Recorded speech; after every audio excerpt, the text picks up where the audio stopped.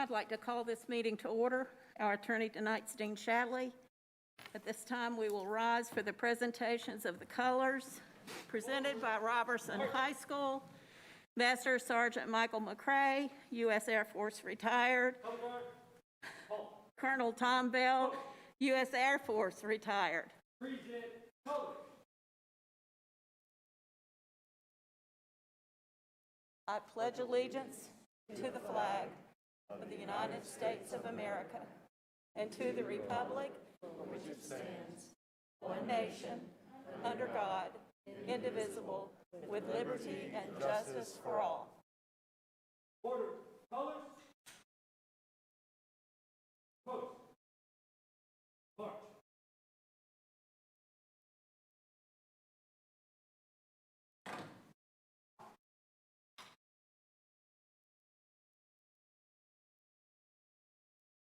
I ask that you remain standing for a moment of silence, and could we focus tonight on the tragedies that have happened in Texas?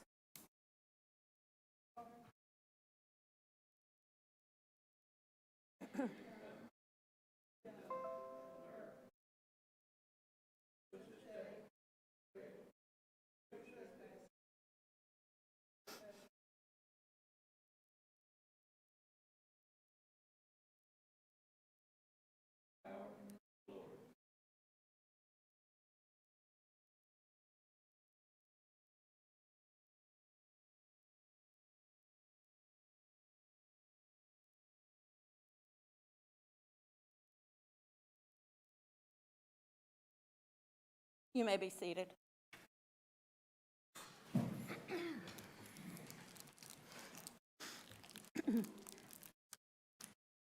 This time, I would entertain a motion to approve the agenda. We have a change on the agenda regarding House Bill 400 to change to House Bill 118. If we could get an approval of the agenda with that change. We need to also remove the item, the NCS voting delegate. Okay, and another change on the agenda would be the removal of the NCSBA voting delegate item under the action agenda.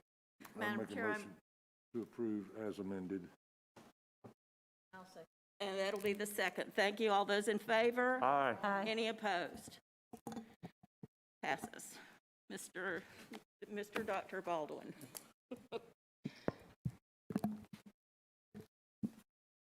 Good afternoon, everyone. I want to begin with congratulations to our 2021-2022 Principal of the Year, Valley Springs Middle School Principal, Mr. Ben Alexander. Mr. Alexander was recognized district-wide by his fellow 43 school principals for this honor.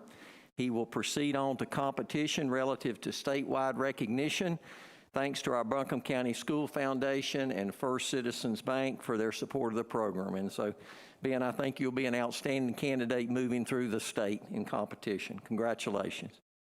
We also recently recognized another distinguished staff member, Buncombe County Early College English teacher, Annalise Shreve, as the recipient of the 2021-22 Beginning Teacher of the Year by the North Carolina Center for the Advancement of Teaching.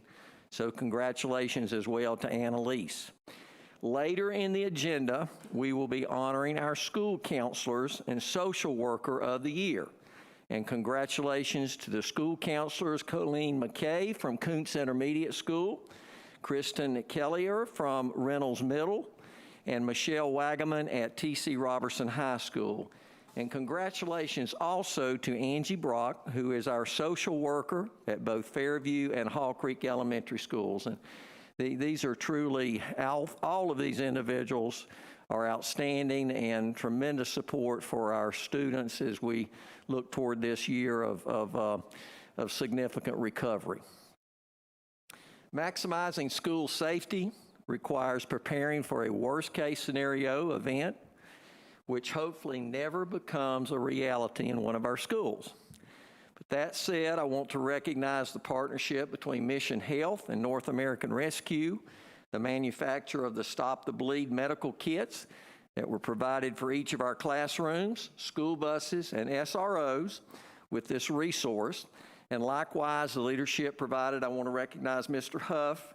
That's greatly appreciated as he's coordinated the training of all relevant BCS staff on how to properly use the kit in the event of an emergency.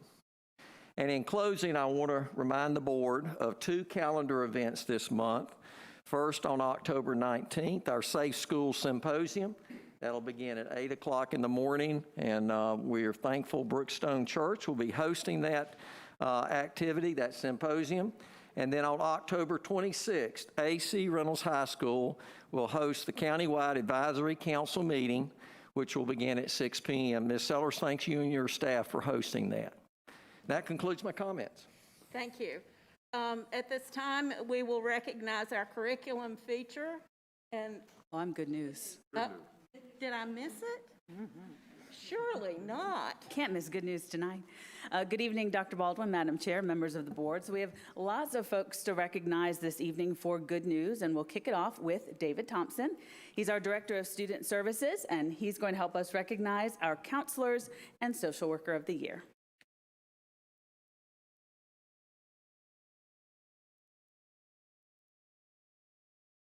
Good evening, Dr. Baldwin, Madam Chair, board members.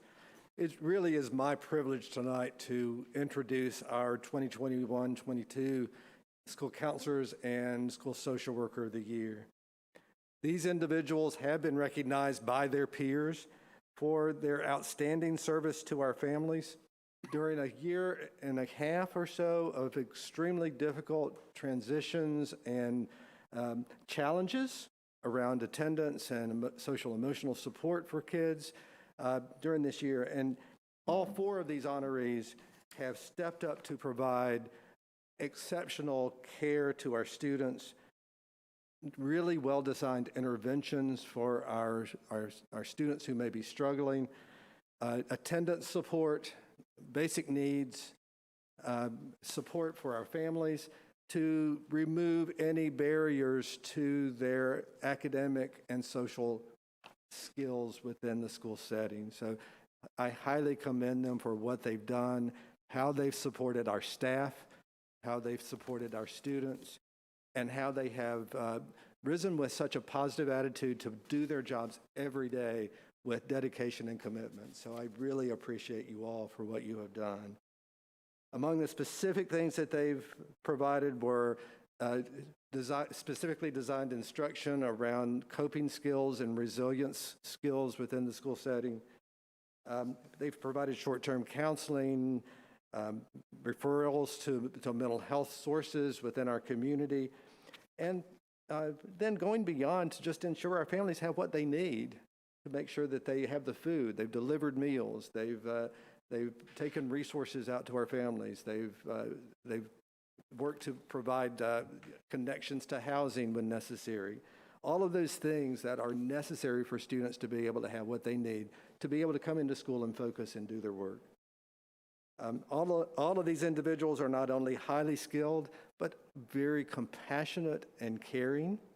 And they provide their staff and their students that open communication and support anytime that it's needed to handle their own stress during the unprecedented times of COVID and recovery.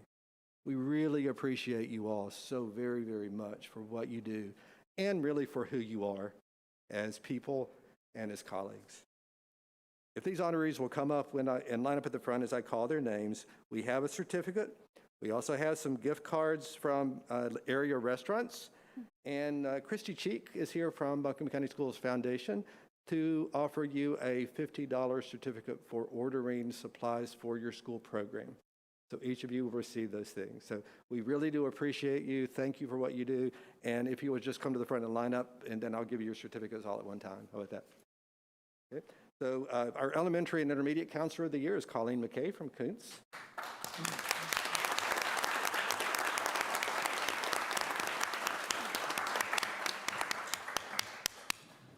Our middle school counselor of the year from Reynolds Middle is Kristen Kelleher.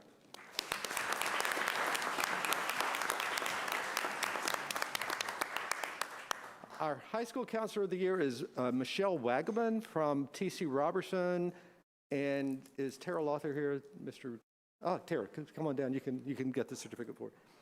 And then our school social worker of the year in the Reynolds District, serving Haw Creek and Fairview, is Angie Brock. Thank you all.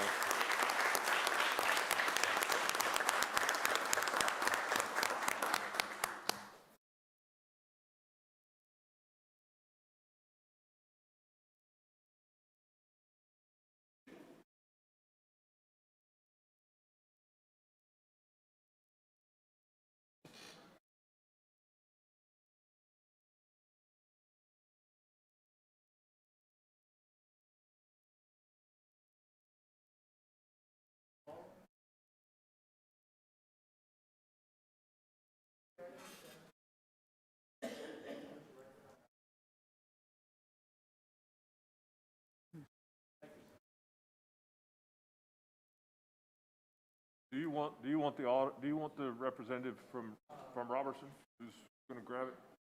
Come on down, Autumn. You knew I had to do that to you.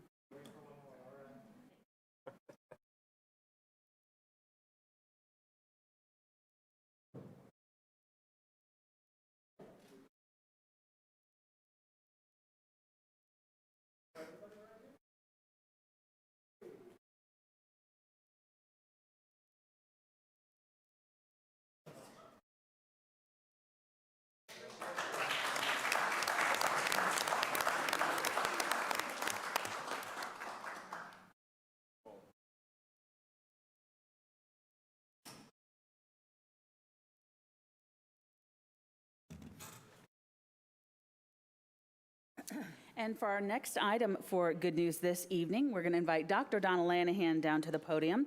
Dr. Lanahan's the principal of Buncombe County Early College. We're going to recognize our 2022 Beginning Teacher of the Year, Annalise Shreve. And Annalise, if you like, you can come to the middle. She's a second-year teacher at Early College and will compete for the North Carolina BTOY, which is sponsored by the North Carolina Center for Advancement of Teaching. We'd also like to introduce Carol Sass, who's back there. She is our beginning teacher specialist who helped with this BTOY process. So Dr. Lanahan. Dr. Baldwin, Madam Chair, members of the board, I believe it's fair to say that no one visiting Annalise Shreve's classroom would have any idea that she's a beginning teacher. Her instruction is on par with that of master teachers, and her commitment to the art and science of teaching is evident in everything she does. Her lessons are thoroughly planned to be engaging and relevant to students, and Annalise brings authentic energy and enthusiasm to every area of the high school ELA curriculum. She knows how to connect with her students and to make sure they feel seen, heard, and valued every day. She's not afraid to let them use their voices in the classroom, and they feel safe to share their opinions and ideas. Her classroom is across the hall from my office, and I always appreciate hearing laughter or debate coming from her room every day, especially during a year when enthusiasm from students and teachers may have waned due to the pandemic. Just today, I was drawn to her classroom where students were preparing to write a persuasive essay by debating whether love really does conquer all. I'm of the mind that it does, and excellent teaching is a quite wonderful form of love. Annalise's colleagues see her gifts as well and are drawn to her professionalism and enthusiasm. And most importantly, she has a genuine heart for all kids. She enjoys them as human beings, and they learn so much from her.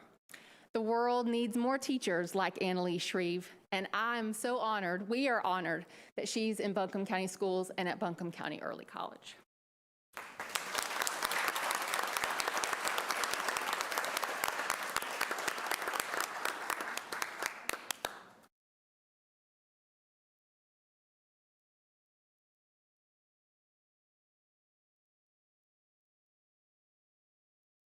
Dr. Lanahan, can Dr. Lanahan get in a photo?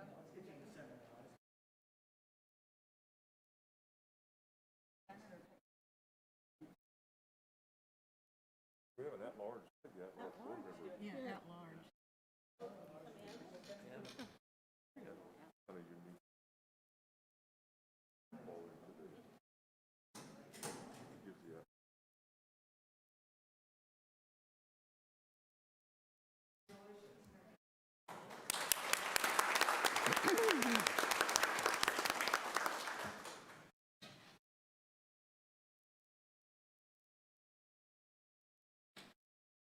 Last good news item of the evening, we're going to recognize our 2022 Principal of the Year, and if Ben Alexander could go ahead and start making that long trek from the very back of the Minotaurium.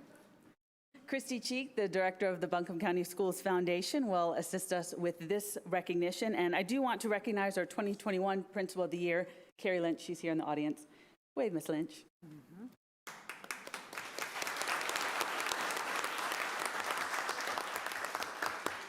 And then, Ms. Cheek, you can introduce your guests.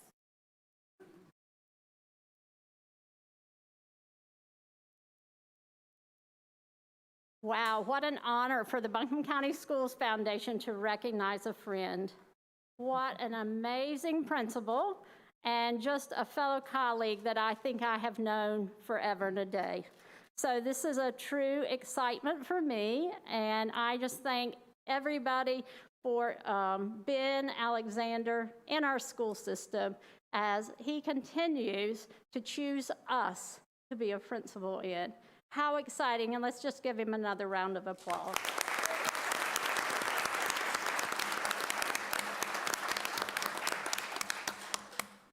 So Ben, tonight's the night that you get to receive the awards that come with Principal of the Year, sorry.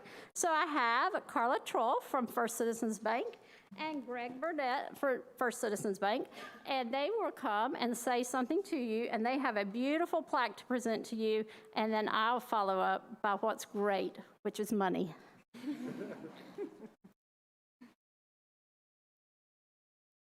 Thank you, Christy. I'm not sure if this is the first time this has happened, but I find it unique, Ben, that you're recognized as Principal of the Year when you're an alum of the school in which you're currently serving. I think that is fantastic, and just the legacy that you have shown carrying through now as principal at Valley Springs Middle School. But First Citizens Bank is proud to support the Buncombe County School System and the Schools Foundation through sponsoring the Principal of the Year Award. As a 123-year-old financial services company, we focus on building long-lasting relationships that make a difference in the lives of our clients. One way that we do that is being active in the community, and we all know that communities are only as strong as our children. Tonight, we are so proud to recognize Ben Alexander as this year's Principal of the Year. The last 2 years, we all know, have been especially challenging for everyone. We're probably most challenging for our children and our teachers and administrators in our schools. They've had to deal with so many unique situations. But Ben, you are an educator that has overcome these challenges, and you make a positive impact on the lives of your students and your staff each and every day. We congratulate you and thank you for all that you do for our community.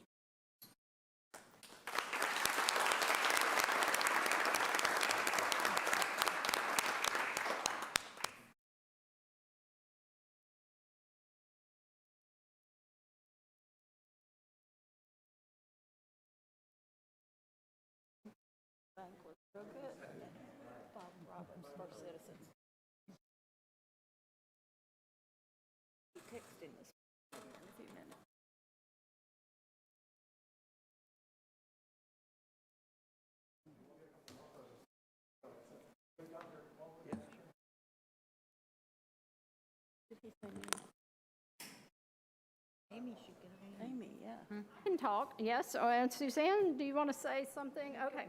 So Mrs. Swanger has another plaque for you from the Buncombe County Schools, I guess, team. I call us all a team, family, I'll say that. And so this is from Buncombe County Schools itself and our family from Buncombe County Schools. So the next thing I want to do is let you come over here and get ready to receive some checks. And these checks are brought to you by First Citizens as you receive $1,000 for yourself and then $1,000 for your school. On behalf of First Citizens, we certainly thank you for the work you do and thank them for being such a community supporter and supporting our schools. So, Ben, let me just give this whole thing to you. And there's great instructions on how to spend that, right? I'm just kidding. Christy Cheek, yes. And so, Ben, it's your time now. Come over and say a few words. Dr. Baldwin, over there, Madam Chair, members of the board. I did have a speech. I left it in the car. But there are a few things that I do want to say. And the first is, it is an incredible honor and privilege to be chosen for this award from my fellow peers. But I will tell you, being a principal is an amazing privilege and opportunity every day. And every single school administrator, from assistant principal to principal, we are at our schools before the sun rises, whether we're talking to parents, getting ready for the day, greeting teachers, driving a bus, or whatever the case may be, but most importantly, to see our students. And they're the ones that matter, and they deserve all the opportunities that we can give them. And I know that all of my colleagues in education, whether they're a principal, assistant principal, custodian, bus driver, secretary, counselor, maintenance staff, nutrition staff, anyone that works with kids and gets to interact with them, that's an incredible opportunity every day to make an impact on the life of an individual. So like I said, I'm indebted to my colleagues for choosing me, though they are incredible themselves. And it is an honor to be a public school administrator in Buncombe County. Thank you.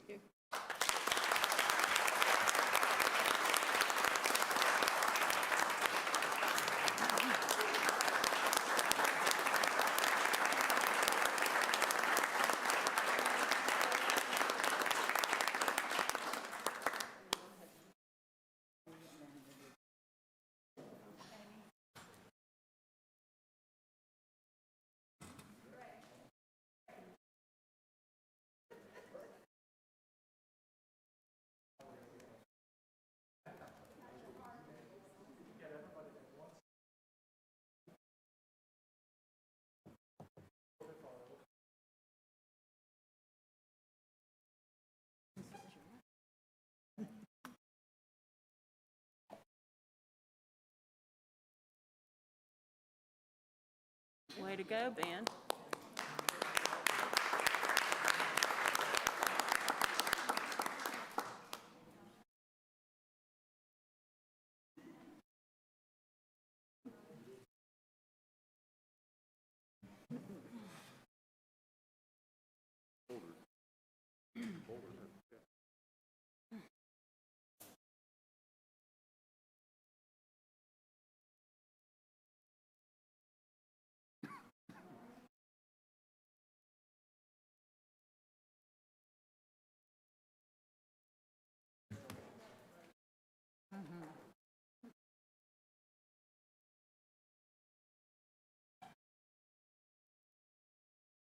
That concludes good news for this evening. Thank you. Sorry I missed you. Skip right down. Am I right?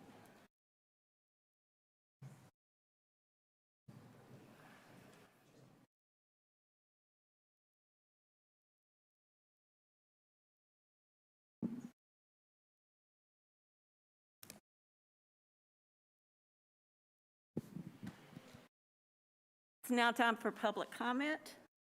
Yes, Madam Chair, we do have 7 people signed up for public comment this evening.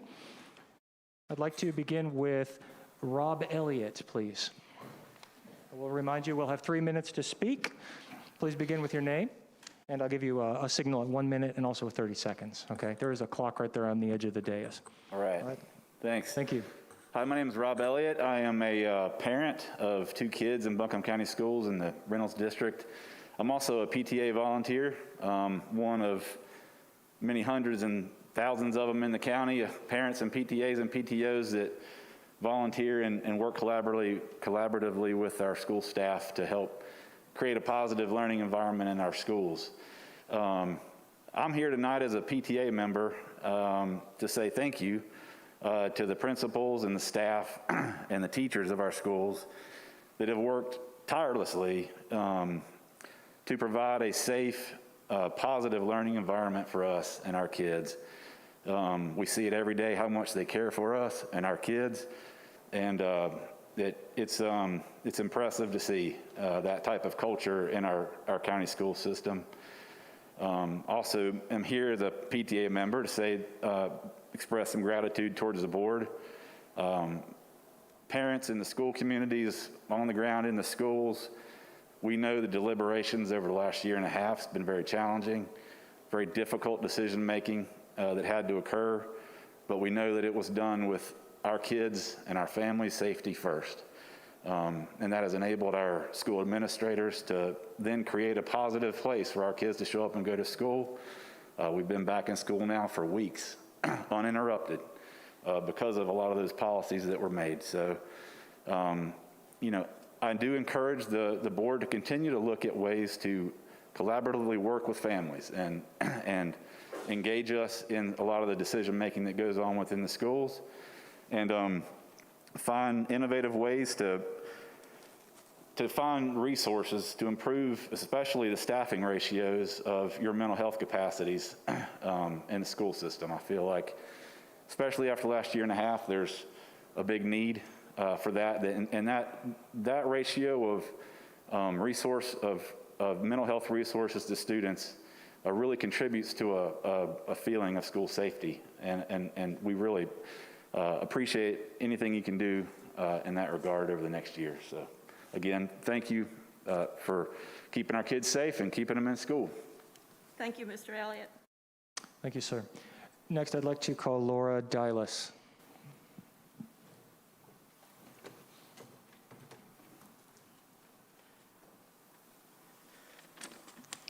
Hi, my name is Laura Dilas. I'm a proud parent of children in the North Buncombe District. I'm here tonight to voice my concern on Governor Cooper's Strong Schools Kit that incentivizes our young population at being vaccinated for COVID. This was updated on October the 5th. Using CDC data for all those who test positive for COVID, 33% were asymptomatic. Of all the people who tested positive, only 3.6 had to be hospitalized. 13% of the people who test positive are between the ages of 0 to 17 years old. Less than 2% of coronavirus cases among children result in hospitalization, and the percentage of COVID being fatal for them is 0.001%. In Buncombe County, there have been no deaths related to COVID reported for anyone under the age of 25. The Pfizer COVID-19 vaccine trials included 2,200 children with an observation period of 2 months. 1,127 children were vaccinated. The incidence of a severe adverse event for the vaccinated group was 10.7%. That's 1 in 9 children. A severe adverse event for the unvaccinated group was 1.9%. Children who received the vaccine had nearly 6 times the risk of a severe adverse event occurring in the 2-month observation period compared to children who did not receive the vaccine. There were not enough children included in the trial to be able to state that the vaccine is safer than the disease, and the long-term effects of the vaccine are inconclusive for any age group due to the short observation time period. As of April 12, 2021, the chance of a child 0 to 17 years of age contracting the SARS virus and dying from COVID is 1 in 290,000 children. I repeat, the fatality is 0.001%. Teenage boys are 6 times more likely to suffer from heart problems, myocarditis, heart inflammation from the vaccine than they are to be hospitalized from COVID. The strongest risk factors for mortality related to COVID is obesity, anxiety disorders, and diabetes. If we wanted to promote wellness and strengthen the immune system, we would have lots of outdoor learning, fruits and vegetables, and we would do it in a mask-free environment. Governor Cooper is saying the best way to prevent COVID is the vaccine, and the schools should be encouraged to promote it, but the data contradicts the statement. The conversation about this vaccine should be in a private room with a doctor and a patient, not in the classroom. I do love the school, but not enough to risk heart disease for my children.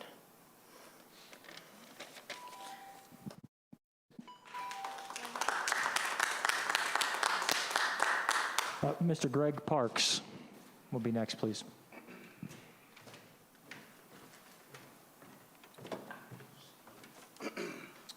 He just introduced me, so I won't waste my time reintroducing myself. Please step up to the microphone, sir. Thank you. Oh, he just introduced me, so I won't waste my time there.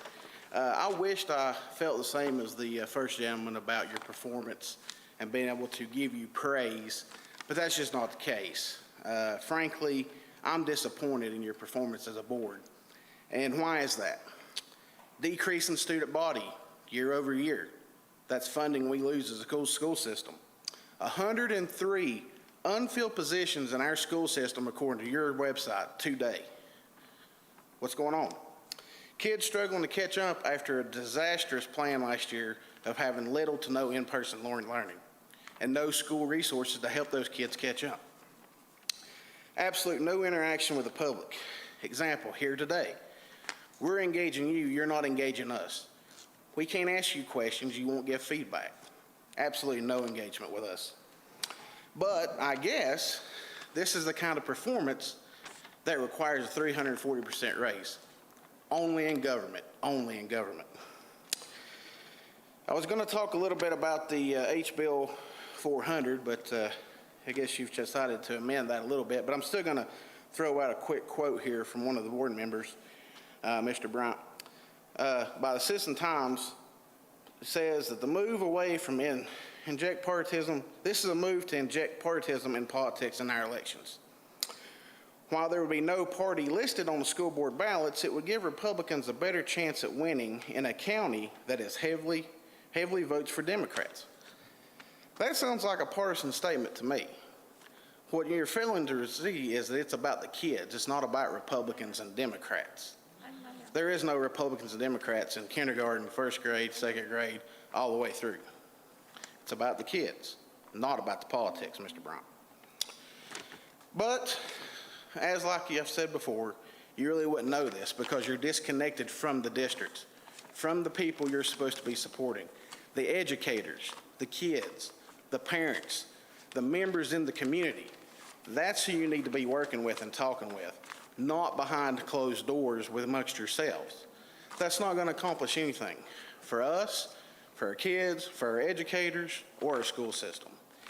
I'm challenging you to do better because if you won't, others will.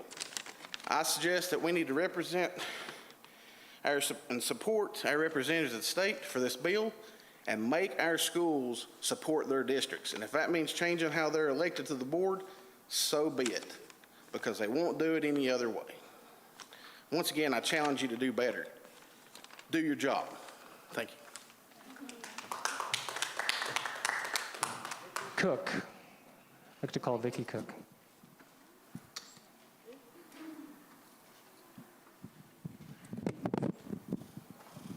I just would like to ask you a question about why you won't support the amendment of HB 400.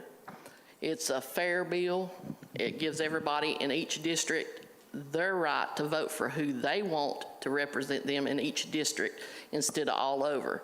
Because I don't think somebody in the city school district, and then you got somebody in North Buncombe district, if you're not from that district, and you don't know how to represent the people in each district if you don't know what you're talking about. I mean, I just don't understand why that you won't support it.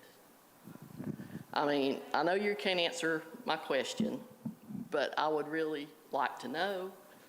So are you scared to support it? I've already heard that you have went to the county commissioners crying about it, that you don't want this to go through. So why are you so scared about? I'd just like to know. That's all I got to say.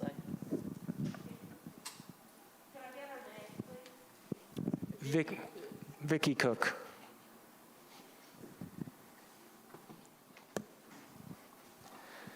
Gloria Michael will be next.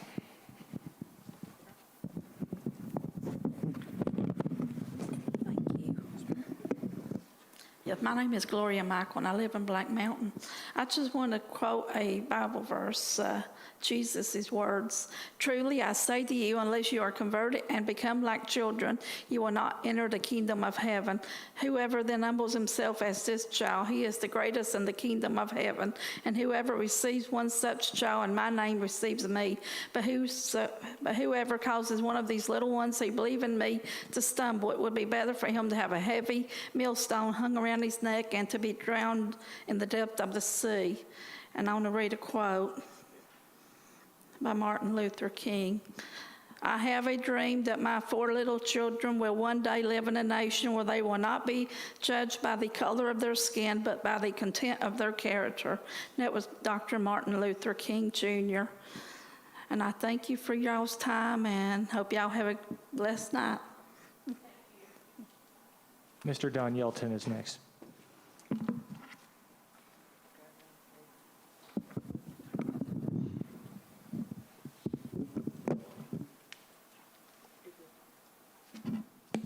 You're having to work on that microphone tonight, aren't you? I can answer all your questions y'all ask. If you pull up the regulation code 171040-217230R, I suggest you all on the board become very familiar with it, because it talks about how that you cannot encourage anyone that a little boy thinks he's a little girl. Well, you've got to give him everything he needs to let him think he's a little girl. A little boy that thinks he's a little girl, fine. A little girl thinks he's a little boy, you've got to give her everything she needs. You can push them, you can support them, because they're going to be harassed at home. Well, how about no bullying? You don't want any bullying either, because that does happen when you've got those problems. But it's okay to bully them to get a shot. It's okay to bully them to wear a mask. And folks, when you all speak in a microphone, now you did a good job tonight, Tony, because you were speaking good and loud and clear on the awards. But some of you, when you speak and you got that thing in your mouth, you can't hold it there. It's legal to pull it down when you talk to a mic. See, you're not reading your rules and regulations, which bothers me seriously. And here's such proof. When it comes to health care, it says relating to their parents to keep such records confidential. That's in your rules. And you have teachers. Who in here has been voted? Who's vaccinated? Who's, you're asking them in front of other kids. And folks, that's producing harassment. So you're not following your own rules. That's why you don't want to be elected by district, because then you have to represent the people in your district. And you might lose your seat and your prestige. And I'm still trying to find out how you got the raise, because somebody called the school board, not me, and they said that the raise was approved by the county commissioners. I can't find it in the records where they approved it, okay? So, Tony, I'd like to have that. I can do a FOIA. You know I will if I don't. So just let me know when it was approved by the county commissioners and if you asked for it, because I'm serious about that. I asked their clerk to pull it, and they couldn't find it. See, I've been around a long time. Y'all know that. And I know a lot, and I see a lot. And I think you all need to be responsible and represent the people that you represent, because a member of the county commissioners, that's the executive director of the Foundation for AB Tech, said she didn't like it because the county commissioners were elected by district. So all those questions you all ask, you got your answer right there. And 40,000 in the city of Asheville vote for the county school board. 40,000. Thank you. And our final public comment this evening will be Reverend Sarah Wilcox.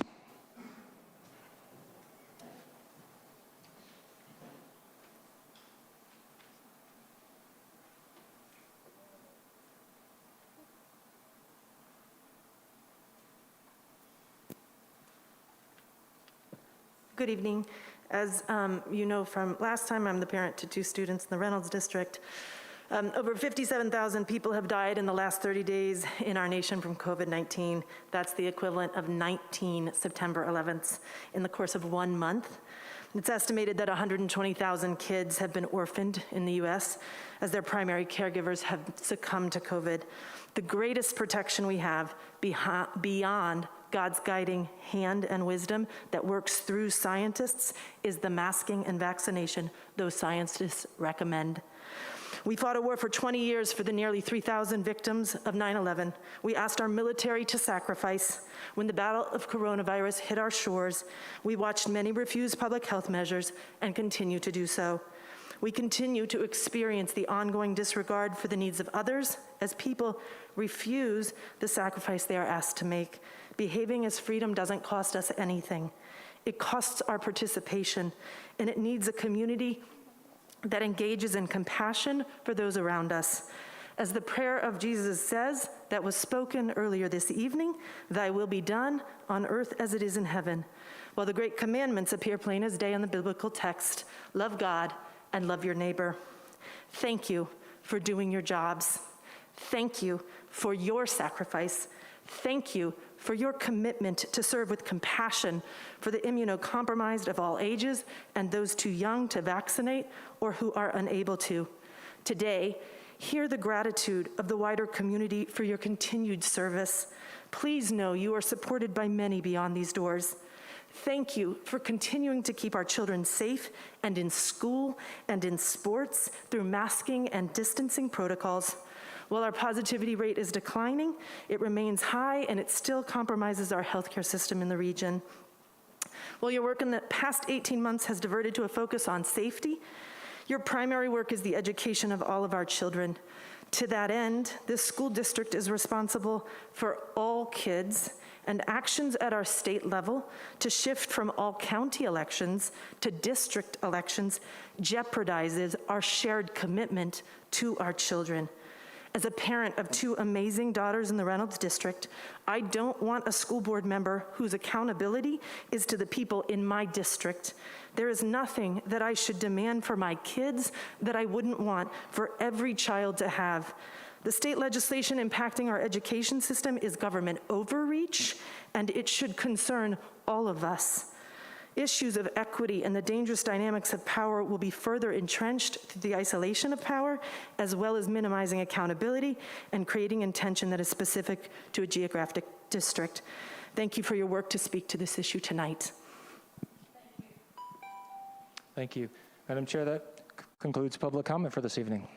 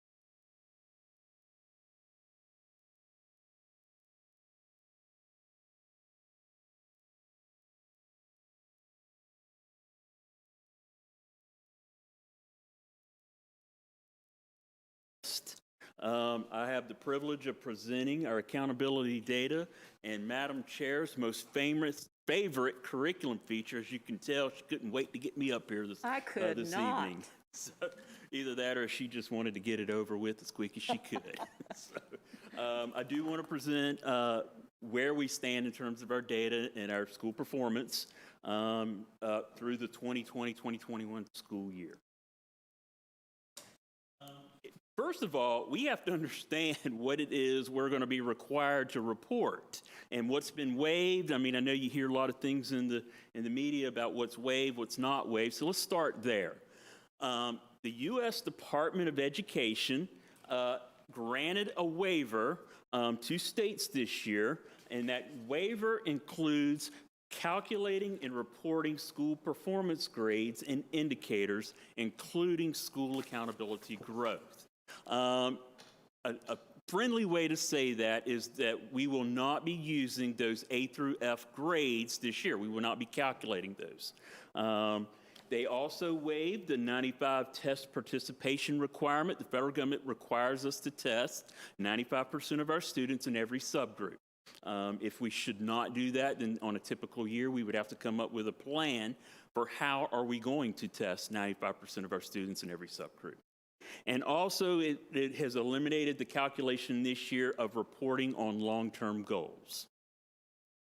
Now, federal waivers are only part of the story, because the other part is much of our accountability is also driven by the state.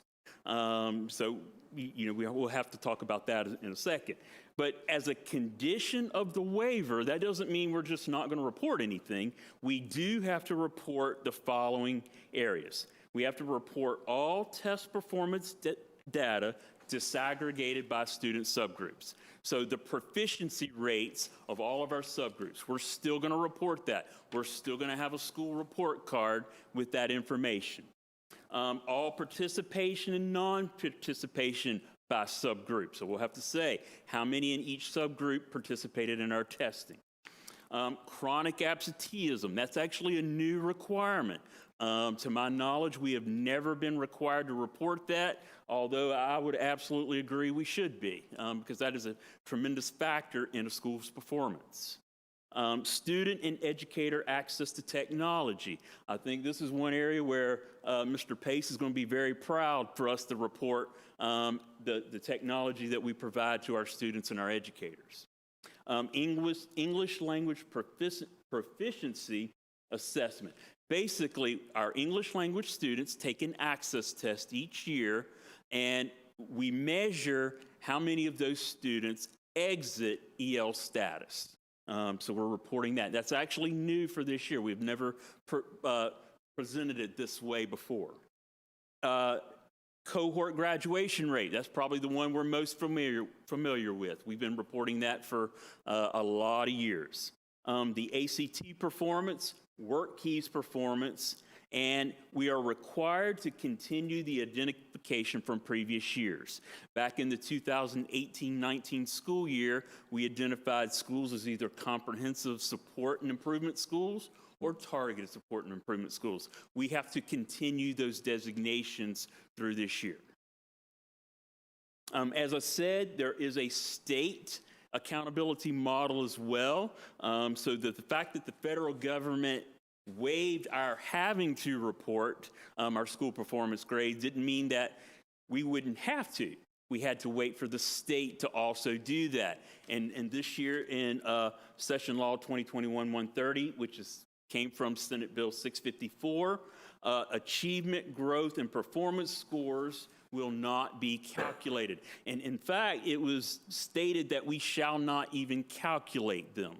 And that way, I think they eliminated that, what if we had, what would it have been? They eliminated that altogether by just saying you can't even calculate them, not with SAS.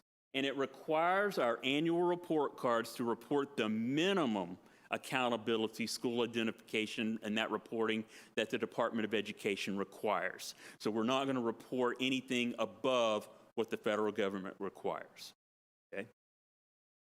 So getting to our data, we'll first look at our cohort graduation rate. Now, I always present this first and always will, because this is what we do. This is the end product of what we do K-13, excuse me.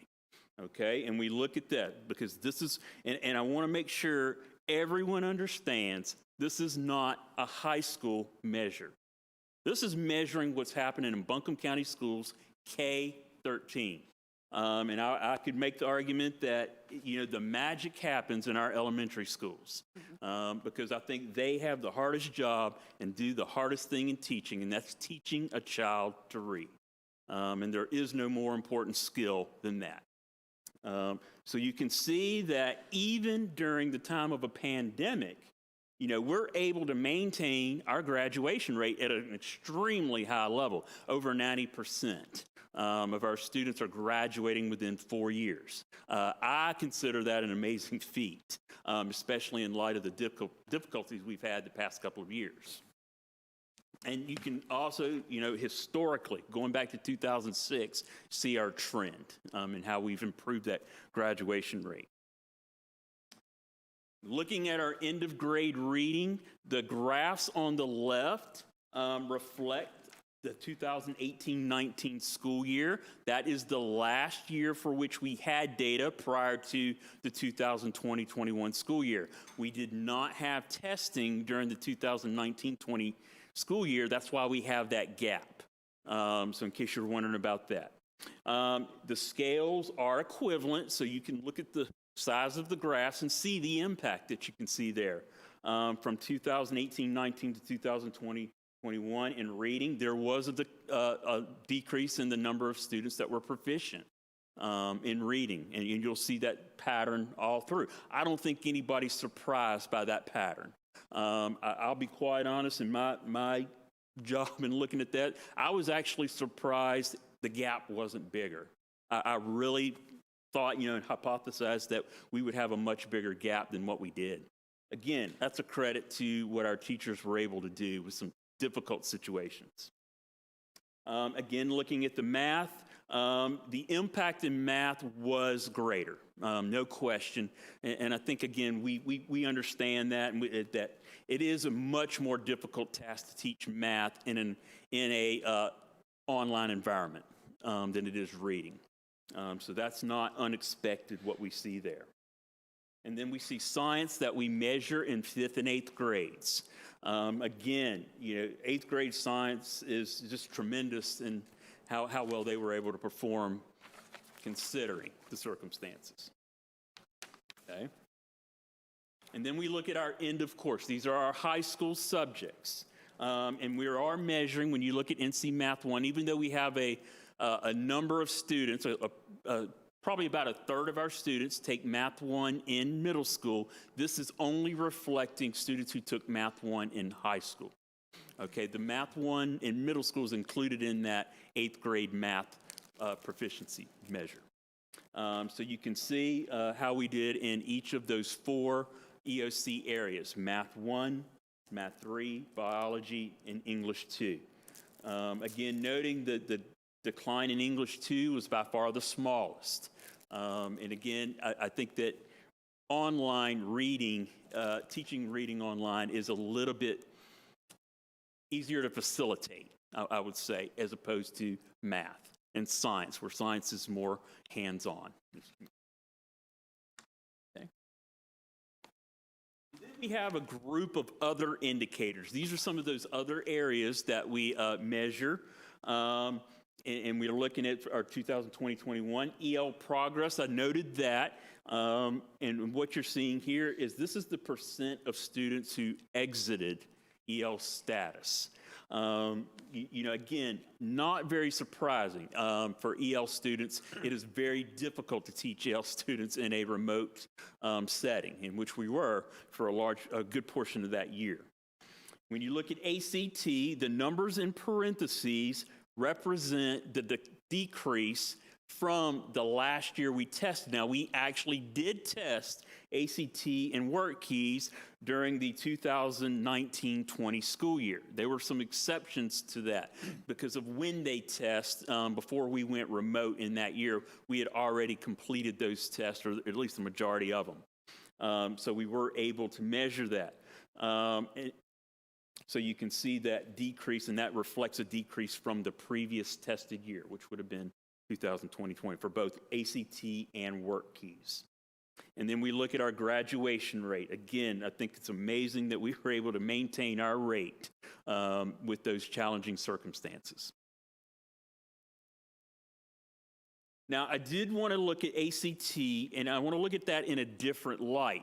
We measure ACT in 2 different ways. The previous page measures the percent of students that scored a composite of 17 or greater. Now, 17 or greater is the UNC system minimum. And that's what we measure, the percent that scored that 17 composite or greater. But I want to look at, well, what is that composite for Buncombe County schools? We know we're measuring the percent that scored, but when we look at that and we see that our composite, average composite for Buncombe County was 19.2. And the point I want to make about the ACT, that doesn't measure what was taught last year.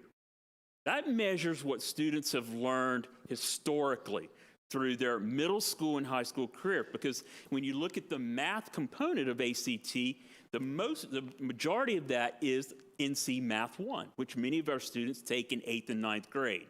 And of course, they're taking the ACT in 11th grade. So it is a reflection of more than just a previous year's learning. Okay, so it's a learning over time. okay, what we're reflecting. And that's what I wanted to make sure we saw is that trend from 2012, and this is measuring what I would call national standards, not North Carolina standards. This is measuring what we're doing based on national standards. And you can see, especially from 2016, that upward trajectory. Now, sometimes you have a dip in there, but the overall trajectory has been positive since 2016 when we put in place, we wanted to really emphasize what we're doing to help improve our ACT scores, and you can see that's paid off. Just wanted to point that out. And then I want to look at our participation. Even in the time of a pandemic, I want us to look and see we were able to test over 95% of our students in most of our tests except for ACT, and we were close. And in work keys, and you can see for work keys, we were significantly above the state participation rate. And I think that's a credit to our leadership and how the expectations that we have placed on having our students come in and test and do what they need to do. So now, what is the big takeaway from our data from last year? I think it's patently obvious that remote learning is not as effective as face-to-face learning. And I think for all the reasons, we've got to do whatever we can to keep our children in school for their benefit. And of course, we don't look at data in a vacuum. It's not like we look at it and say, gee, that's great. We do put it to use. We put action to it. And Ms. Swanger is going to come and kind of go over how have we used this data to make improvement in our educational system. Thank you, Mr. Earwood. We have been looking a lot at our data, our performance data. We know that we don't have all components that we normally look at, but we know last year was not normal. We had interruptions in learning. We were starting the year in Plan C, then we went to Plan B, then we went to Plan A. So we had interruptions.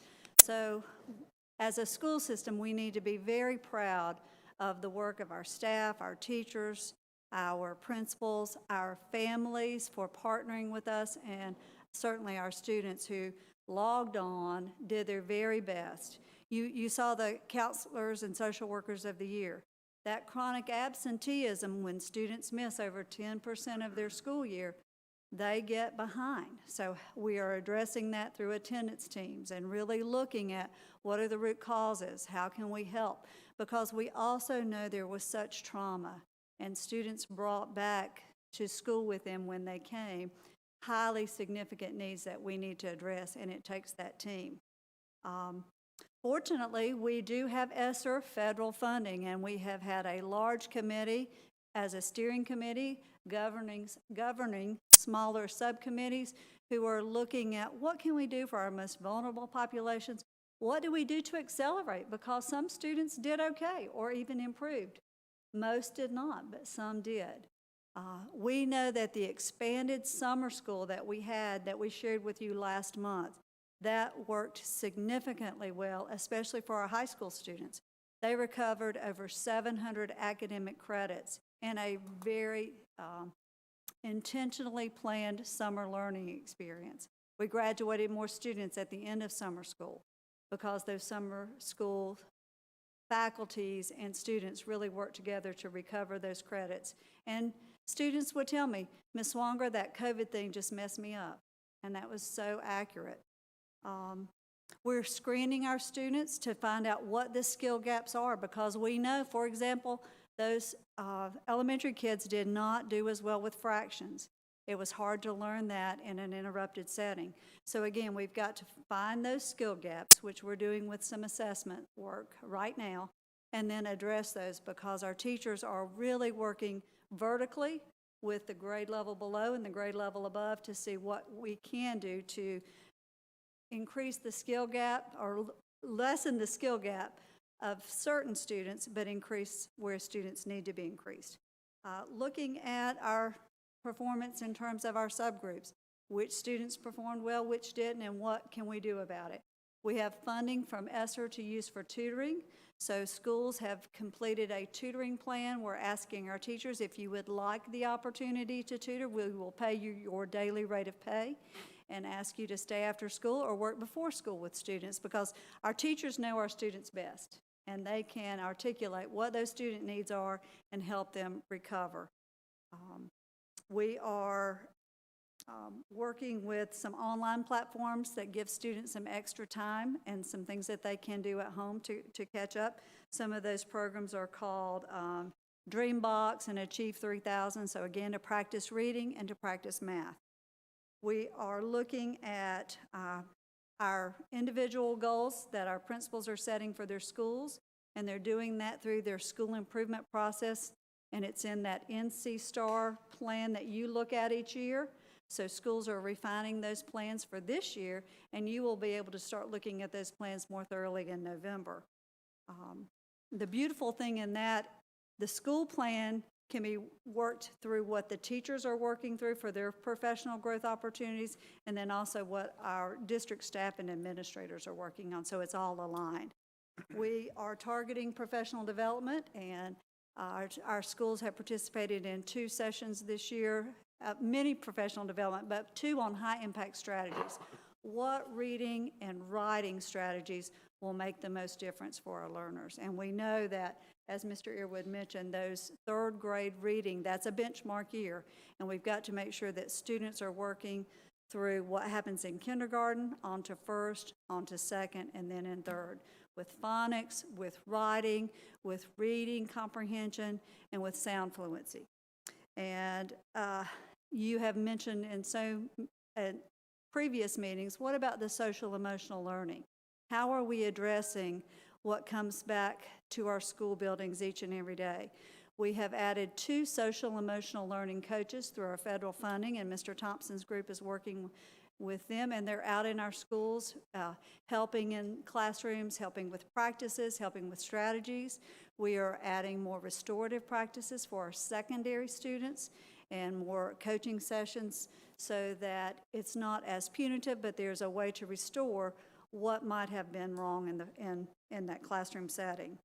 So we will be hopefully continuing our work with MAHEC and Advent Health for our staff, because we also know our staff has some needs as well, so making optional sessions available to them. We will continue working on the emphasis of teachers collaborating in their professional learning communities, because we know the power of taking the standards that North Carolina sends to us to teach, and then our teachers adding their expertise as to how it's taught in their classroom, and then how it's measured so that we have positive student outcomes. So those are just a few of the things that we have really highlighted in the last 25 to 30 days since we've been back in school. And we will continue to and give you updates on our ESSER funding as the year progresses. Thank you. Are questions from the board? It's phenomenal, the work that you continue to do and that our teachers continue to do on a daily basis.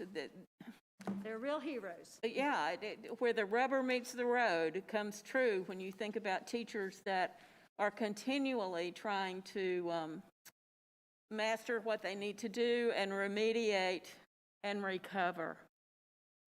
Yes, other comments? Madam Chair, I just had one question, because we've got one new board member. We may have some folks in the audience or that are listening. Can you just tell us what work keys is? Everything else is pretty self-explanatory, and I think we have an understanding of it, but work keys. Great question. I should have explained that. Work keys is a career readiness indicator. It's the same people that put out the ACT. They have for all of our students who are considered CTE completers. In other words, they take a sequence of CTE courses. They take this work keys exam and as a senior in 12th grade, and it measures their readiness to go out into the workforce. Now, I'll tell you, this is one exam that really has a tangible benefit to our students. I'll give you an example. I know that Home Depot, if you take them and you score, and they get different levels, the proficiency levels being make sure I get this right, silver, gold, and platinum. But if you take that and show that you have scored a silver, gold, or platinum to Home Depot, your starting pay is $1 an hour more than if you don't have that. So there is tangible benefit to that. Does that answer what you were looking for? Yeah, I appreciate that. Perfect. Thank you. Other questions from board members? Hearing none, thank you very much, Ms. Swanger and Mr. Earwood. The next item on the agenda is the action agenda. First item in the action agenda is the countywide floating support staff custodial services award contract, and that's Mr. Wyatt. And there he is. Do any members of the board have questions for Mr. Wyatt in this regard? Yes, Madam Chair. Yes. Mr. Wyatt? So, we've got lots of custodians in our schools already. Can you just explain why we need this additional level of custodial support?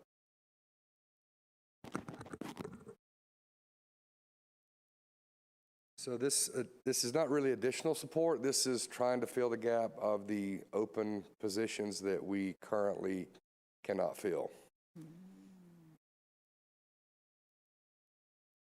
And so, let me just ask if I may. Can I interrupt? Yes. Does floating mean when you have a problem at a particular school and you call in and say, I sure need help over here, there is a group of people that are designated to go to that school and fill that need? Correct. Uh-huh. And so that happens very frequently, does it not? Multiple times a day. Uh-huh. Yes. And so because of that designation, it makes it work. It allows for us to address the needs as they occur and where they occur. And that's what these positions, this again, this will be through the end of the school year to address needs that we currently have and are experiencing in each one of our schools, basically, but that will allow us to put these staff members where we need to. So we haven't had this in previous years, correct? Correct. Not at this level. So we're having a harder time filling our custodial positions, and that's why we need this? That's what I'm hearing from you. Yes. Okay. Other questions from board members? I've had a question about the blended rate. So it says it's a blended hour rate of $22. That's what the company is charging Buncombe County Schools, right? Correct. And from that, that includes a $14 per hour custodial associate rate and $24 per hour manager rate. So again, that's what they are charging Buncombe County Schools. I guess my question is, because I know that you know, some of our beginning custodial positions are less than that. Am I to understand, though, that this rate is what the company charges us and probably takes into consideration what it costs them to hire an employee and benefit them, which we are not paying their benefits? That's correct. Okay. Yeah, we're not paying workers' comp. We're not paying any benefits for these employees. They are strictly contract employees. Mm-hmm. It's like any contractor that we would, you know, go under contract with. Okay. But the blended rate is, you know, we will be charged $22 per hour for each person that works. And that would include a combination of general custodians and the supervisory level that they would have, helping keep that group of people going. Okay. And then I guess the other question that I have is, has there been opportunities made for, and maybe it's just not even something that they can do, but has there been opportunities for overtime for our current custodial staff? I would say we have very few custodians that have not worked overtime. They're basically all working overtime right now. Okay. Thank you. I appreciate you clarifying all that. I do have one other question. So I see that this is supported by the federal ESSER funds. And so is this partly needed because of COVID? Is this related to COVID? Yeah, I mean, obviously our buildings need to be cleaned and, you know, we're still in the middle of the pandemic. So yes, it's definitely related to COVID. And the demands are greater because of COVID, and you've got your custodial staff that's doing their job, plus they're doing all the things that COVID requires. Is that correct? Correct. They have truly become the frontline workers. They truly have, yeah. Okay, other questions or comments from the board? Madam Chair, I just have one. This won't keep, I wouldn't think, but I just want to make sure this won't keep a principal who's got an open position from being able to fill that position, correct? Correct. Okay. All right. Hearing none, I would entertain a motion to approve. Madam Chair, so moved. Thank you. Could I get a second? Second. Thank you. All those in favor? Aye. Any opposed? Next item on the agenda. Thank you, Mr. Wyatt, Mr. Clark. Authorization of lottery application for Reynolds High School Stadium and baseball field lights. And Mr. Wyatt's on this team as well. Are there questions on this item for this team of people? I have one. In reading this, help me to understand. The existing stadium lights at AC Reynolds High School serve both the baseball field and the stadium. Now, I've been at both of those facilities. There's no way the baseball lights are... So the poles are shared. What's going on there? The poles on the visitor side of the football field are the same poles on the right field side of the baseball field. And so the lights are hanging off both sides of the pole. So they're shared between the fields. Okay, so the poles are shared. Correct. But you're not needing both sets of lights for a football game. It's what's Correct, holding but the it's lights up. Okay. Yeah, we can turn them on separately, but due to the fact that the poles are shared between the fields, that they all need to be replaced. Thank you. Other questions for this team of people? Hearing none, I would entertain a motion to approve. So moved, Madam Chair. Thank you. Second? Second. All those in favor? Aye. Any opposed? We removed the next item, which was the North Carolina School Boards Association voting delegate item, and we are moving now to the resolution regarding House Bill 400, which is now House Bill 118. Is that correct? Correct. Do you want to talk about that?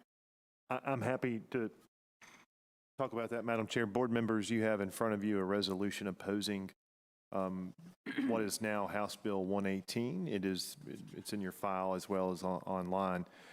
This bill would change you from residency districts to electoral districts. Not only would it change you from residency to electoral districts, it would also, very likely, I've not ran the census numbers, but I would very much assume or presume that would also require you to redraw your electoral district lines to ensure that your electoral districts are as close to equal as possible. Obviously, this would have some different results around the county, but it would likely mean that your electoral districts would not line up specifically with your attendance zone districts as they do now. Bless you. I'm happy to read through the resolution if you would like me to, but this is a resolution that we would provide to the General Assembly, and I believe the county commissioners have adopted a similar resolution as well. Comments from board members?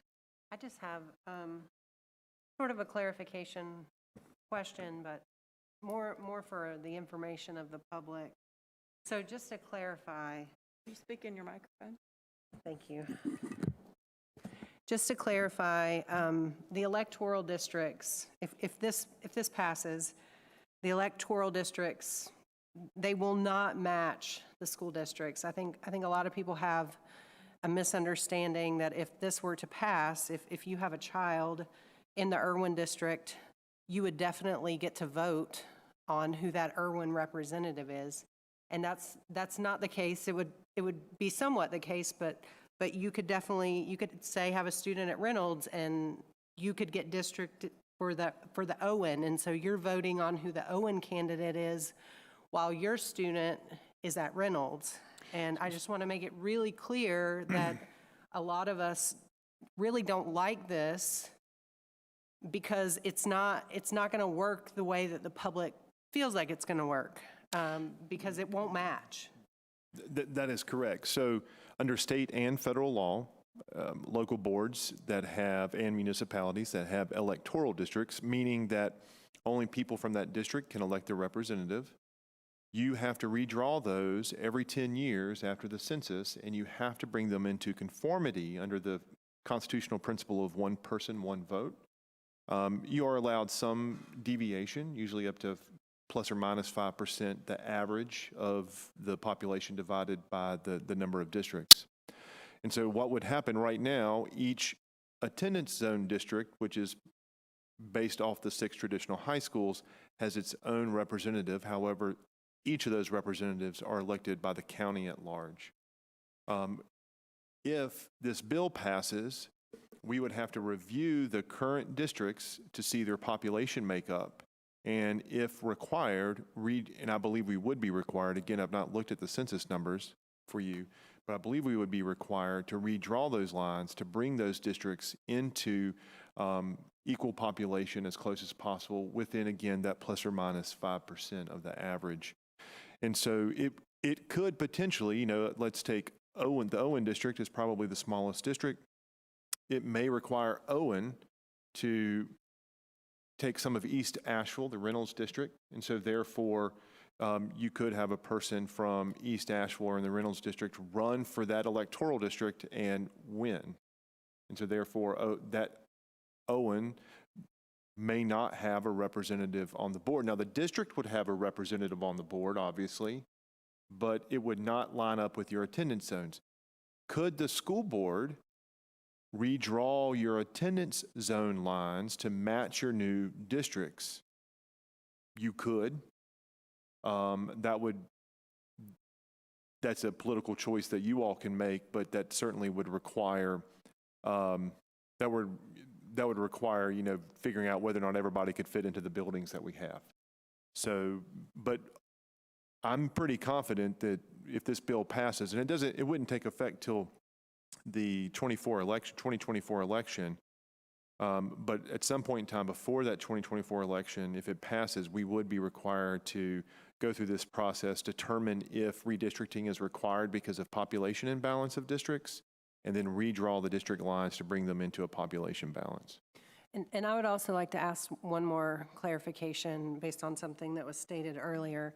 Just to be clear, the people that reside in the city limits and have children in the city limits, they are not voting on our county school board members People right that now. reside in the Asheville City School City Correct. District. Yeah, that's what I meant. They don't vote. There are people that live in the city of Asheville who their children attend Buncombe schools. The city of Asheville school system, its boundaries were formed, I believe, in the 1930s, if I remember correctly, from the old session laws.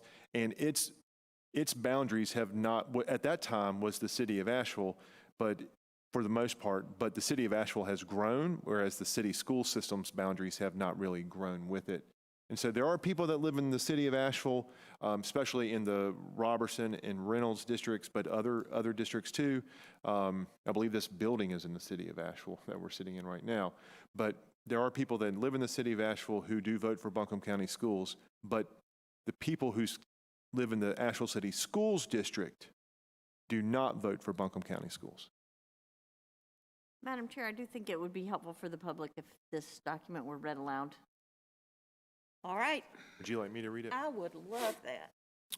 Whereas the Buncombe County Board of Education is charged with making decisions that affect all public school students and staff in Buncombe County, and whereas the Buncombe County Board of Education consists of 7 members elected on a nonpartisan basis for 4-year terms, whereas since at least 1975, 6 members of the Buncombe County Board of Education have been elected from school attendance zones and 1 member elected from a school administrative unit at large, Whereas registered voters in Buncombe County may vote for all 7 members of the Buncombe County Board of Education. Whereas the current election method ensures each attendance zone is represented on the board, and a change to electoral districts will require the redrawing of the districts. Whereas in 75 of the state's 115 school districts, citizens may vote for all members of their Board of Education, 31 having districts and 44 are completely at large. Whereas in neighboring counties, Haywood, Henderson, McDowell, Rutherford, Transylvania, and Yancey, citizens may vote for all members of their Board of Education. Whereas the whereas the Buncombe County Board of Commissioners supports the current election method of the Buncombe County Board of Education, and whereas there is no organized citizen effort to change the election method of the Buncombe County Board of Education, now therefore be it resolved that 1, all members of the board make decisions that affect all public school students and staff in Buncombe County, and 2, the Buncombe County Board of Education does not support the proposed changes to its election method that would require the 6 board members elected from school attendance zones to only be elected by eligible voters from the district that those members represent.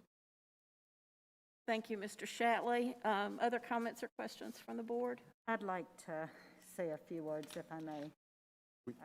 We may need a motion if Okay. we really get into debate.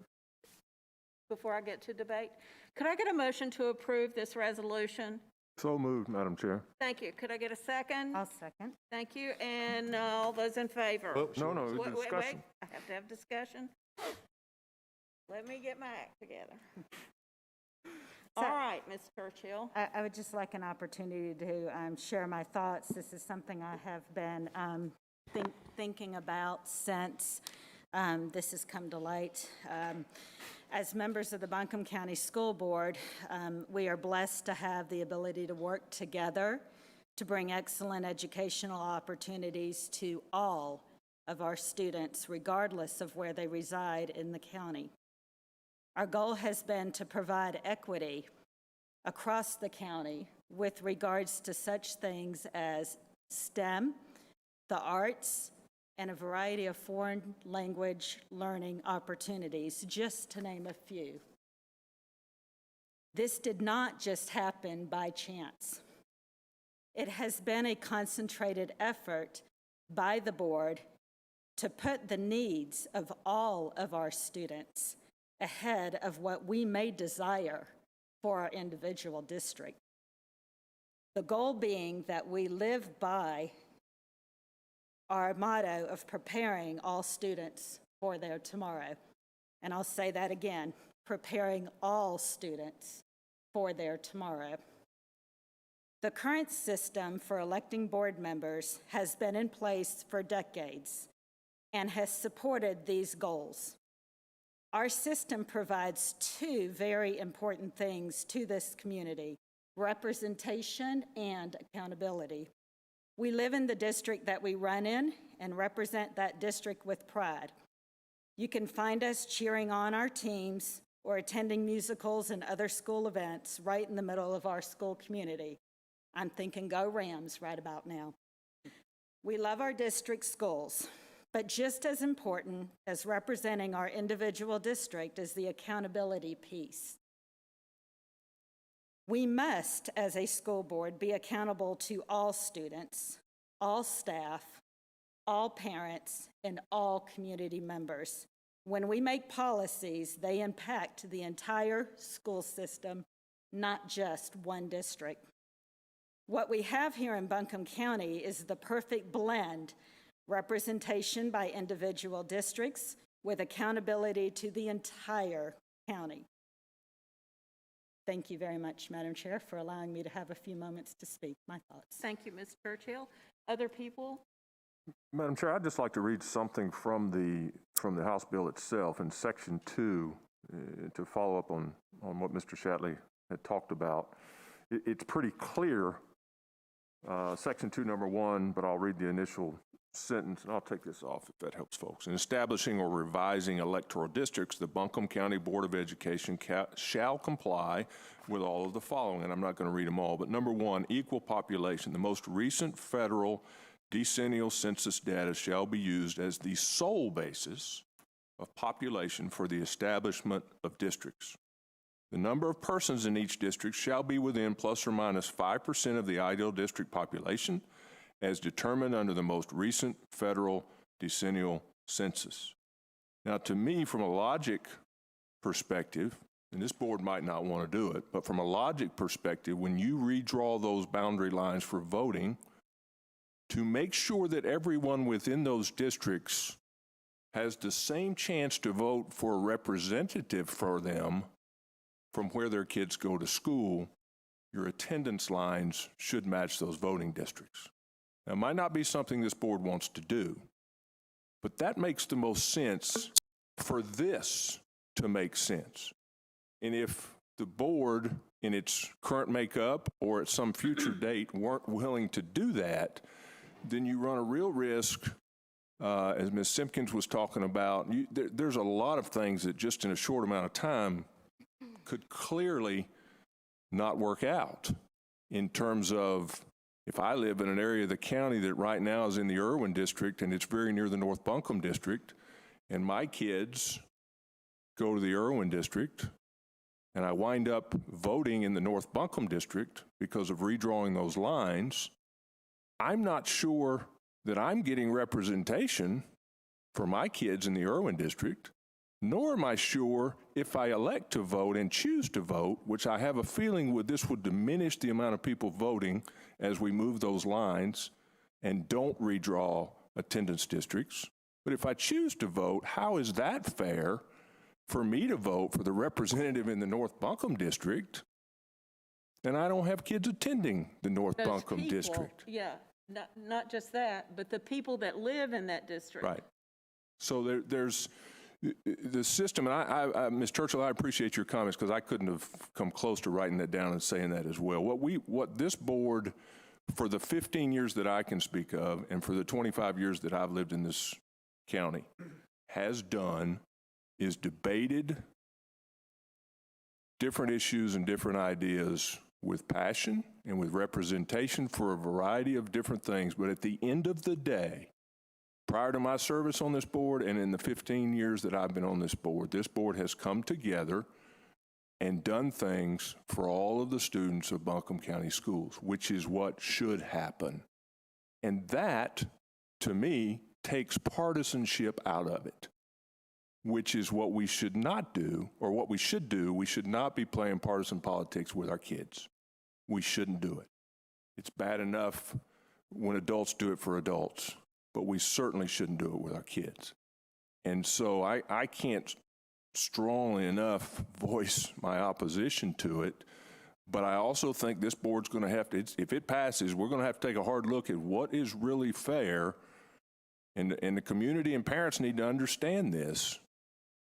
For everything to match up, when those voting districts are redrawn, if you really want to make it meet what supposedly the goal of this bill is, to get that representation closer to me, then those attendance lines should match. And I'm curious, Dr. Baldwin, because I know this board in 15 years has never discussed redrawing attendance lines. Do you have any feel, could a school board, us or anybody else, even do that and have something like that ready by 2024?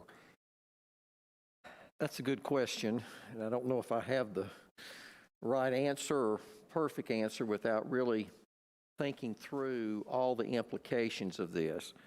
I would say that from the standpoint of the Board of Elections, using a basic mathematical formula, it would be comparatively much more simple to identify those lines because it's simple numbers. Now, when it crosses over toward this board considering changing district lines concerning attendance, you're in a totally different ballgame. The implications of that from the process standpoint, and Mr. Shatley, it's been a while since I've even looked at that, but the amount of time that it would take alone, again, we heard someone talk about collaboration with the public. That process is significant collaboration with the public and hearings. And again, we're the 13th largest system in the state of North Carolina. That is significant.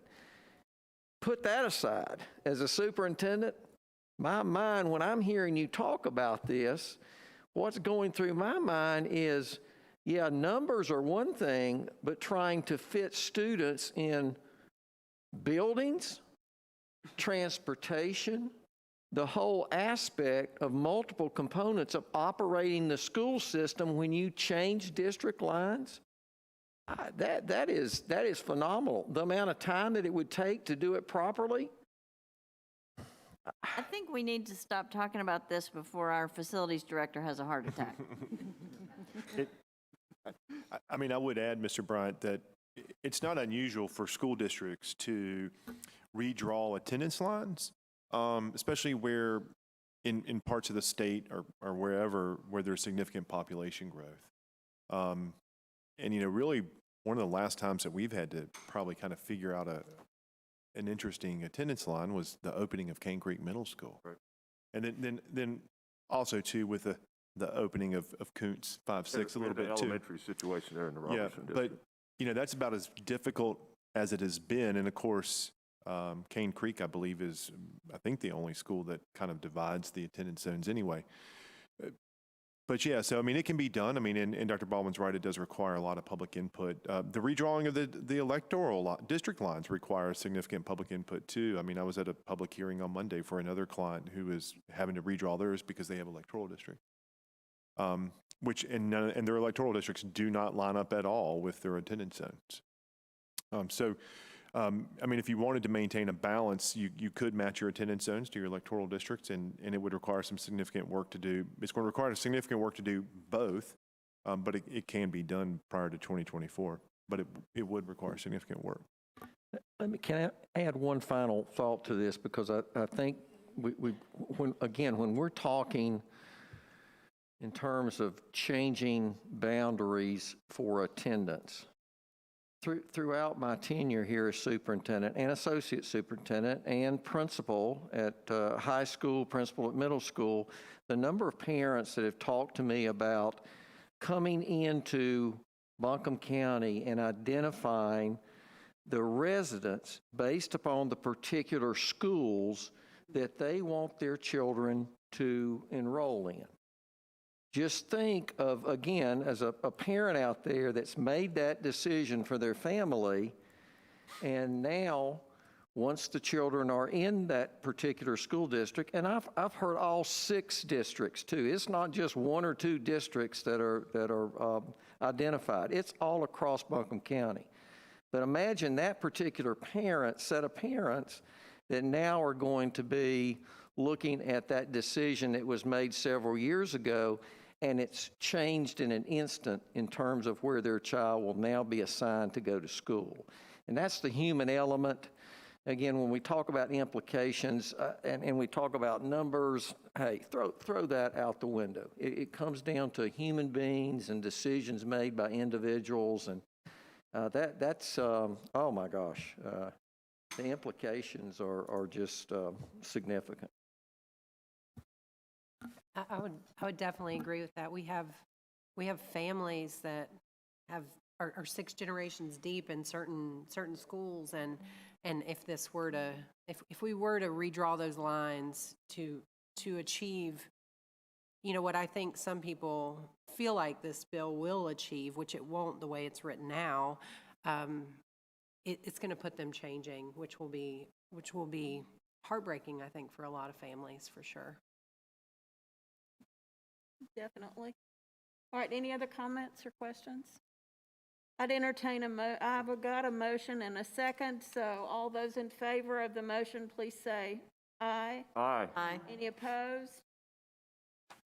Okay, that passes.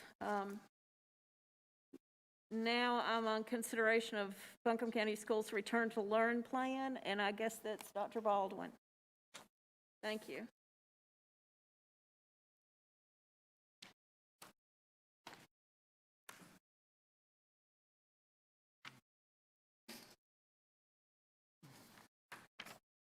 Pulling it up. Okay.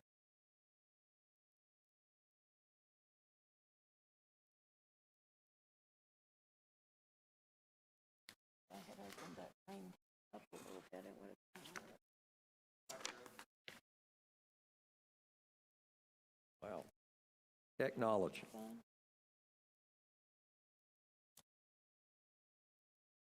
The first slide I want to make available to you and the public is just a reminder of why we're here tonight. If state law became effective, which requires the governing body of the public school unit, that's you shall vote at least once a month on whether the face covering policy should be modified. So that is why we're here, and that is at the crux of my presentation. You may also recall, and the public may recall, that on August 13th, the board approved a set of metrics to help guide us in our decisions in terms of how we operate schools this particular school year.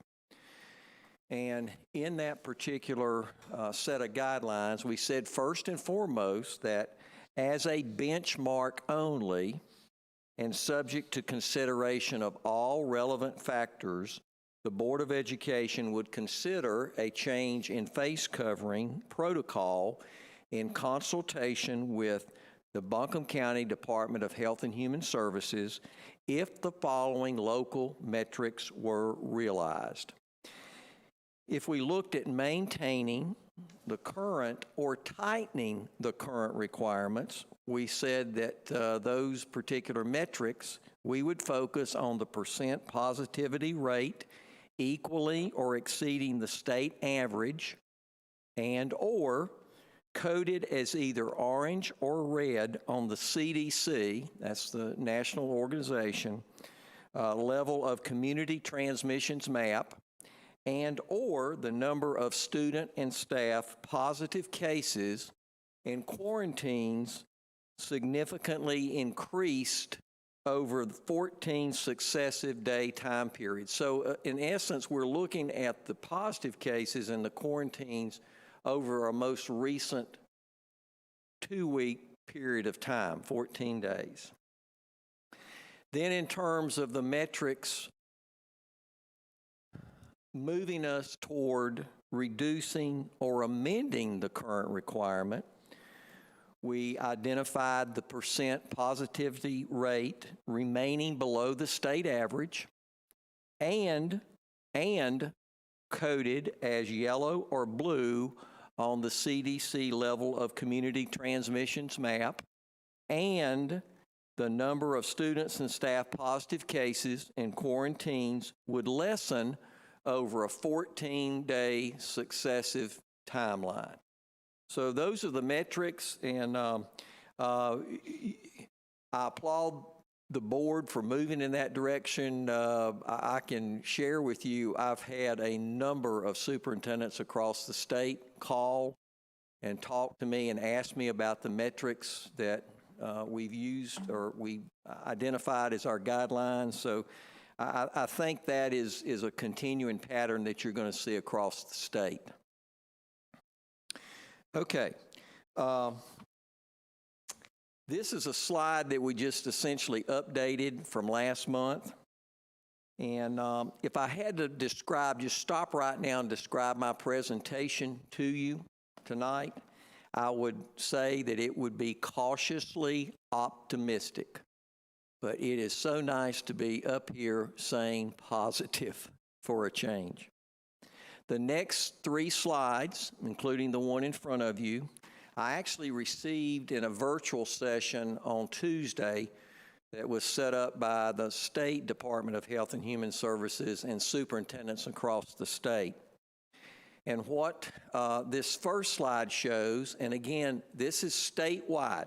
It's not just focused on Buncombe County, but statewide. 4 key metrics, and they are the daily number of people currently hospitalized, positive test as a percent of the total test, COVID tests, the daily cases by date reported, and what percentage of emergency room visits are for like COVID-like illnesses. And it's nice to look up there and see that we are actually showing patterns in all 4 of those areas of leveling off or at least moving in the right direction. two additional slides I want to share with you are more focused on our school-age children.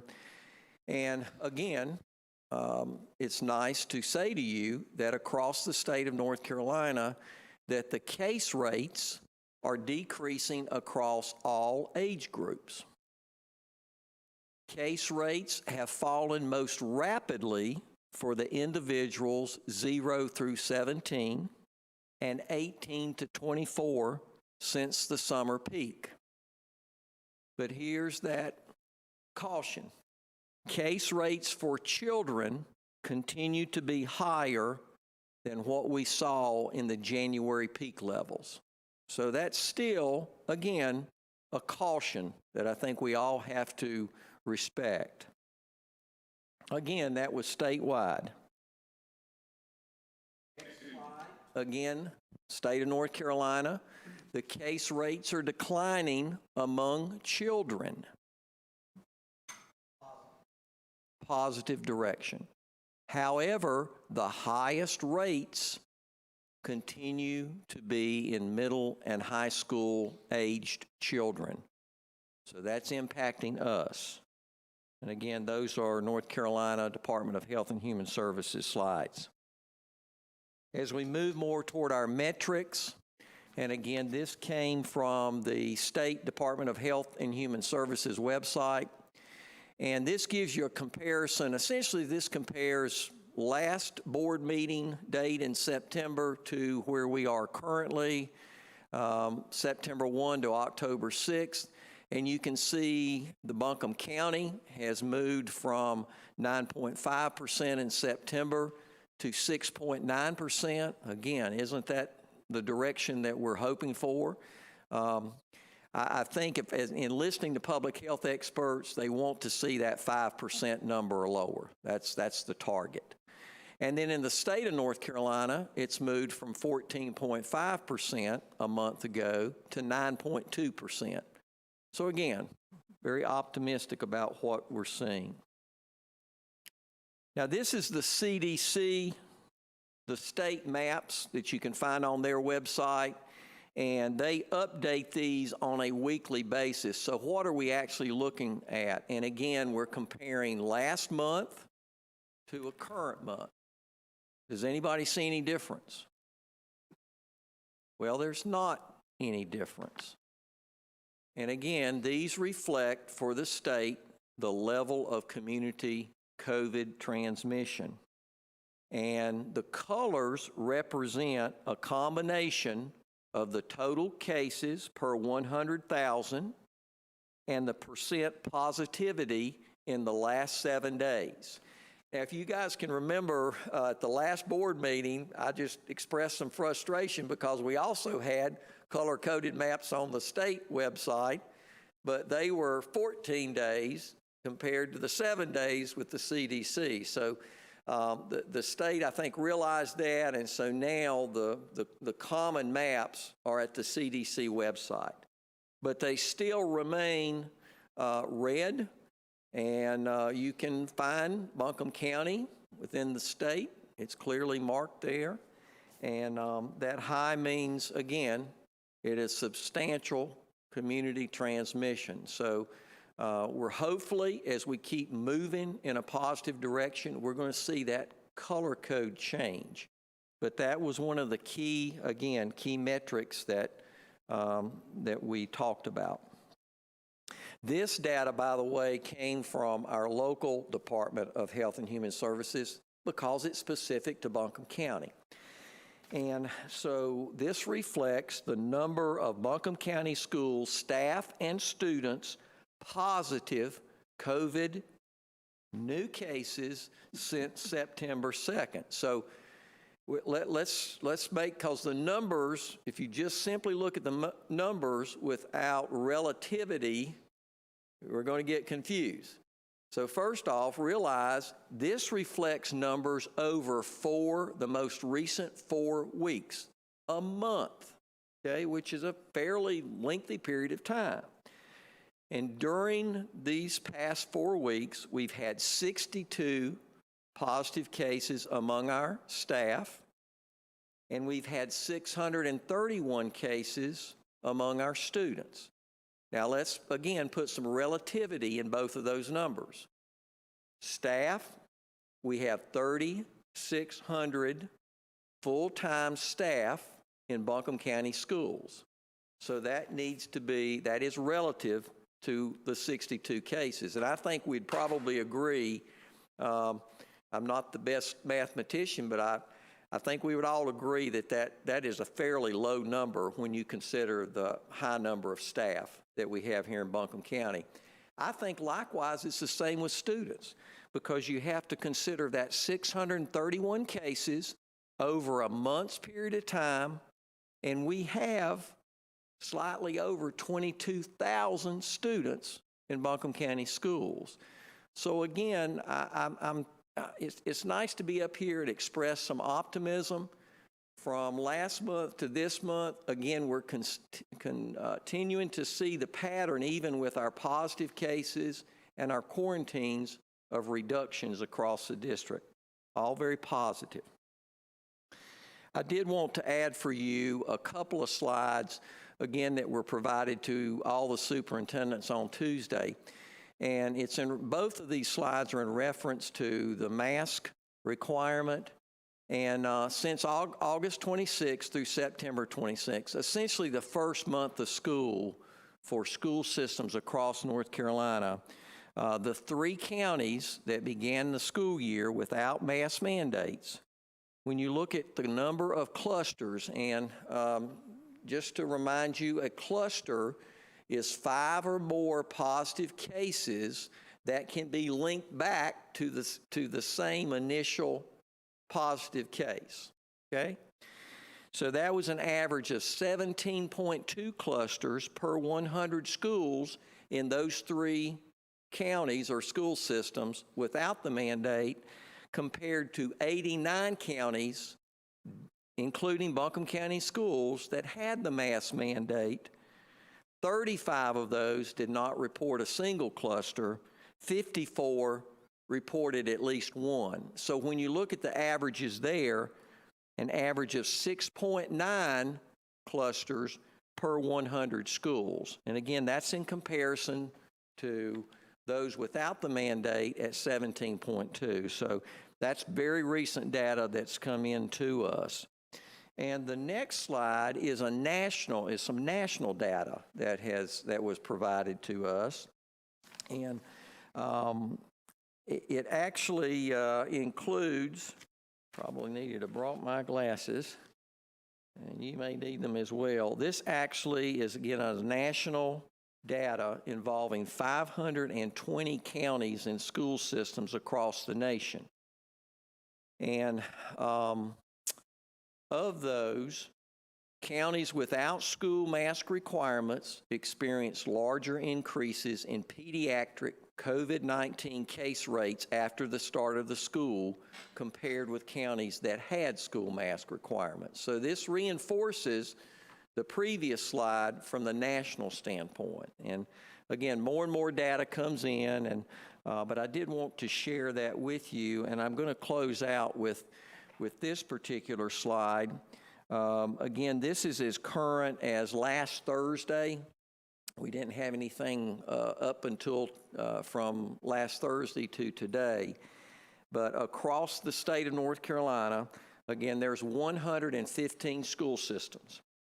And of those 115, 108 have face covering requirements for students and staff. That's almost 94% of all school districts across the state, and that represents 95.48% of all students across North Carolina. And that's compared to seven school systems across the state that have made their face coverings either optional or at least partial. And I think partial is staff may be required, students aren't. So fairly strong evidence that the masks are working. And as a superintendent, my intent is to structure a learning environment where we maximize instructional time. You just heard Steve Earwood give you some very, very concerning information, but not surprising. Why? Because we kept saying, even with the heroic efforts of our teachers in almost a week's period of time providing virtual instruction, it does not come close to that interaction, personal interaction that we currently have. And I appreciate one parent, as one parent said, just think about this. Look at how many weeks since beginning of school that we've able to provide that in-person instruction. It makes a huge difference for our kids. And I think our teachers as well are so appreciative. We're able to keep them in. The mask is a factor because of the protocol that Health and Human Services has adopted. It allows us a better opportunity to maximize the instructional time by keeping more of our kids inside that school building. That's very important. And I think it also demonstrates, as we see studies, that the mask does impact in terms of the transmission of the disease. So with that, I'm simply going to stop and say to you that from the district level leadership standpoint, our recommendation for the month of October is that we maintain the current face covering requirements. All right, do I have comments or questions from the board? I'm looking for a motion to affirm that recommendation. Madam Chair, I move that we follow the staff's recommendation and continue the mask mandate for the coming month. Thank you. Do I Madam get Chair, a... I'll second that. Thank you. All those in favor? Aye. Any opposed? Thank you.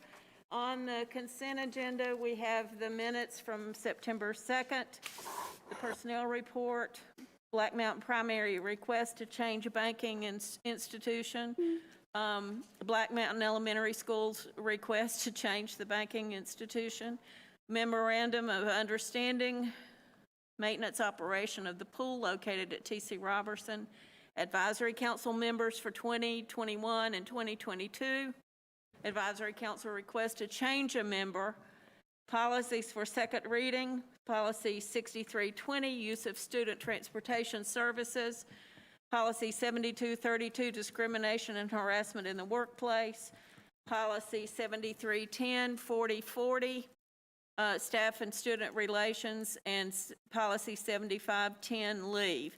I need a motion to approve the consent agenda. So moved. Thank you. Could I get a second? Second. Thank you. All those in favor? Aye. Any opposed? Our next meeting, I didn't wait for anybody to oppose it. Our next board meeting will be November the 4th. It's hard to believe it's really November. And we will have a work session and closed session beginning at 4 o'clock. Thank you very much. I need a motion to adjourn. Are you trying to tell me something? Information agenda. Okay. They're telling me I have to read the information agenda, which is the 2021-2022 school yellow bus list, and policies for first reading are policy 6220, operation of student food services. That being said, I'm looking for a motion to adjourn. So moved. Second? Second. All those in favor? Aye. Opposed? Thank you for coming.